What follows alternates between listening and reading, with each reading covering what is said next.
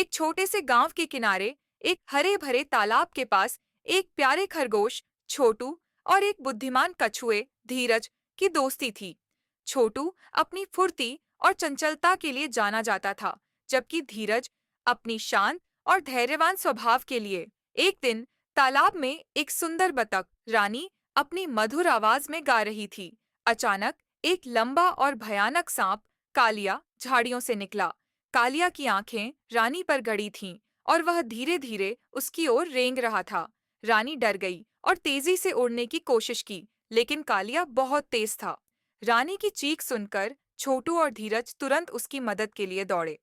छोटू ने अपनी तेज दौड़ का इस्तेमाल करते हुए कालिया का ध्यान भटकाने की कोशिश की। वह कालिया के चारों ओर चक्कर लगाता रहा, उसे चिढ़ाता रहा और इधर-उधर कूदता रहा।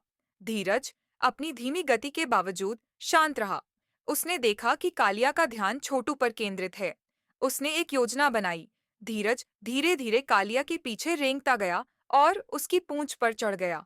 फिर उसने अपनी मजबूत खोल का इस्तेमाल करते हुए कालिया की पूंछ को जोर से दबा दिया। कालिया दर्द से चीख उठा और छोटू का पीछा करना छोड़ दिया।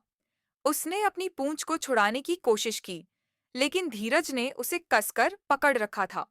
छोटू ने इस अवसर का लाभ उठाया और रानी को सुरक्षित रूप से उड़ने के लिए कहा। रानी ने धन्यवाद दिया और तेजी से उड़ गई। कालिया गुस्से से लाल हो गया और धीरज की ओर मुड़ा, लेकिन धीरज ने अपनी खोल में छिपकर खुद को सुरक्षित कर लिया। कालिया ने अपनी पूंछ को छुड़ाने की कोशिश की, लेकिन धीरज ने उसे कसकर पकड़ रखा था। अंत में कालिया थक गया और हार मान ली। वह धीरे धीरे झाड़ियों में वापस चला गया। छोटू और धीरज ने रानी को सुरक्षित देखकर राहत की सांस ली। रानी ने वापस आकर उन्हें धन्यवाद दिया और कहा, तुम दोनों मेरे सच्चे दोस्त हो।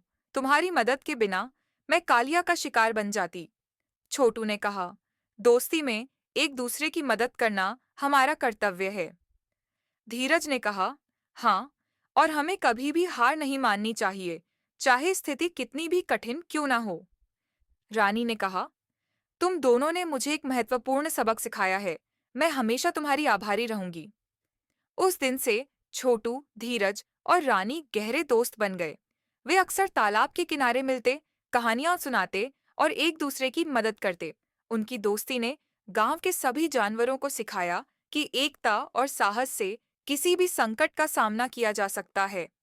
कृपया मेरे चैनल को सब्सक्राइब ज़रूर करें।